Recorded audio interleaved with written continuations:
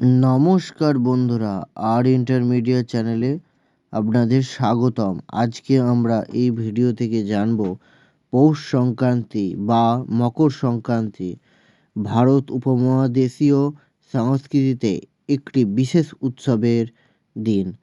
বাংলা পৌষ মাসের শেষ দিন এই উৎসব পালন করা হয়। এই দিন বাঙালিরা বিভিন্ন ধরনের অনুষ্ঠান আয়োজন করে থাকে।